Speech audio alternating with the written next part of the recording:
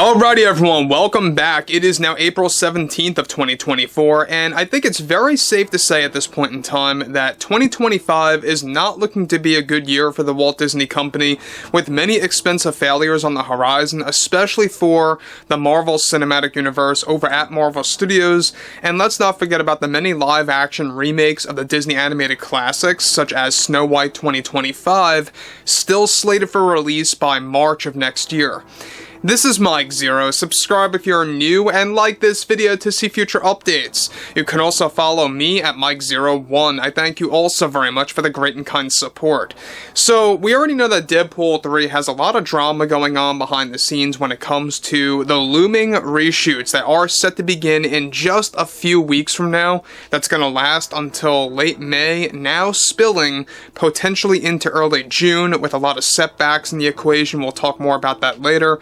But interestingly enough, there's a lot of issues now happening between the Disney heads and Taylor Swift surrounding Deadpool 3 when it comes to various cameos, when it comes to, of course, her portraying those roles in Deadpool 3. Let's get into it. Now, one thing about this is that we all know that Deadpool 3, it's going to be filled with cameo appearances, and that's something that Ryan Reynolds had a lot of criticism about, that Disney's been pushing, that it's becoming more or less of an advertisement when it comes to Deadpool 3. He doesn't want too many characters from Marvel's Phase 6 and plans for Marvel's Phase 7 to just be used as a way to kind of introduce them in Deadpool 3, focusing away from his character and Wolverine. That's the ongoing criticism that Shawn Levy, Ryan Reynolds, and Hugh Jackman have had for the past number of months now. Now, what's interesting about this moving onwards has a lot to do with Taylor Swift going into a head-on-head battle with the Disney heads, including Bob Iger. Now, with Disney actively involved in their cost containment plan for all divisions at the Walt Disney Company, one major development now has much to do with Taylor Swift and how she recently took serious action against the Walt Disney Company and Marvel Studios at that over the production for Deadpool 3. Now, one significant update to the Taylor Swift drama with Deadpool 3 involves how she is already beginning to demand that she gets the opportunity to portray 3 roles in Deadpool 3 for the upcoming reshoots as both the Dazzler and Lady Deadpool from another universe altogether. However, what Taylor Swift reportedly already has an issue and a serious problem with has to do with the fact that the reshoots are reportedly going to cancel out an entire scene in which Taylor Swift was going to portray herself in the real world universe, quote unquote, in which Deadpool himself was going to attend an actual Taylor Swift concert in the audience, watching her perform on stage in Hollywood, making remarks. Now, this was a scene that was previously approved by Kevin Feige months ago that Taylor specifically requested personally after she got involved with her cameos in the third Deadpool film.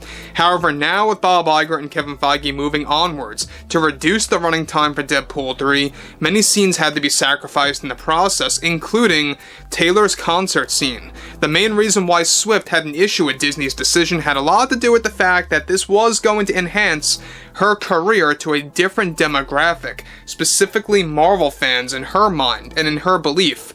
Taylor was previously going to have 3 whole scenes in the film, portraying 3 different characters in a near 3-hour movie that is now getting slashed down to just a little over 2 hours, getting reduced by roughly 25 to 30 minutes in length. Now, Ryan Reynolds reportedly did not get involved in defending Swift in this scenario, which already is beginning to create tension between the two who know each other very well.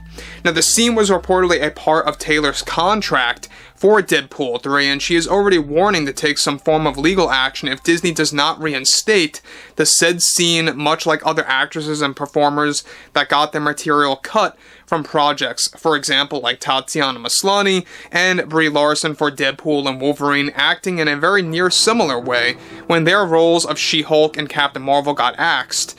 Now, both Iger and Feige reportedly fully support Taylor's involvement in the film. The cancellation of her concert scene was strictly and only related to reducing running time, and not related to any form of criticism, and that will be repaired with the upcoming reshoots. Swift's demands for upcoming, of course, and Jackman playing a second role as Lady Deadpool are also falling short, as Ryan Reynolds requested that the overuse of too many characters would inflate the story too much. This is something that they also had, of course, creative differences over for the third act of the film in particular. With reshoots now planned to redo parts of the second act, it is already beginning to potentially lengthen the reshoots until very early June before officially wrapping production altogether. Now guys, let me just stop here before I move on. Now the problem that I think a lot of fans are going to have with this movie is Taylor's involvement in various cameos, if this does come into, fruition. I think that, alright, if you're going to have her as the Dazzler, I guess, some people can deal with that to a degree, but other people are going to already leave if they have to actually deal with Taylor Swift on the big screen when it comes to Deadpool 3. A lot of people have varying opinions and viewpoints of Taylor Swift as a performer, as a person, and especially getting involved in a Marvel film, and that's completely natural. Everyone has a different take on that, and that's perfectly fine and all.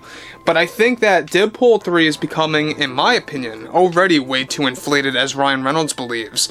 That it's holding way too many cameos in there, it's holding way too many appearances that I think it may become a little overcrowded if they keep things up this way. And I think at the same exact time, it was a good call for Disney and Marvel Studios to axe the concert scene of Taylor Swift portraying herself on stage and having Deadpool watch her in the audience, of course, playing a very popular song. And I think at the same exact time as well, that would have definitely caused a lot of Marvel fans probably to leave the theater. It really didn't go the way as planned. Now, when you look at stuff like this as well, there's a lot of things going on with Bob Iger. Alright, we know that the Taylor Swift special on Disney Plus was part of her contract as well, and this is already beginning to get attached to Deadpool 3 and how that was going to be used in there as well. Now, moving onwards, alright, now Taylor reportedly did have heated arguments with those like Kevin Feige and Bob Iger over their call to delete what was described as a 4-minute scene focusing on Taylor Swift playing herself on stage, and like I said before, singing a very popular song that's currently unknown at this point in time in the third Deadpool film that would be part of Wade Wilson's adventure in the real-world universe after visiting Disney World. That was going to serve as a story element for the TVA. Alright, so the TVA is going to be a very big part of this story. For those of you that do not know, if you guys have seen Loki, you're going to have a lot of familiar aspects of that thrown into Deadpool 3. Now again, like I said before in the past, I think that Bob Iger is just throwing in any kind of familiar aspects in there, any kind of familiar faces in Deadpool 3, to drag in whatever fans that follow those familiar faces to this Deadpool movie to make it ultimately successful as a failsafe in case the story does not work out. That's what it sounds like to me. That's what it really comes across as. So I think that Bob Iger and Kevin Feige are just really in frantic mode right now. They don't know what to do, and that's exactly why this production has been production hell. So overall, at the end of the day, we'll have to wait and see what happens throughout the next couple of months. And if you guys did enjoy the content for today, make sure to drop a thumbs up on this video to support the channel, and I will catch you guys later.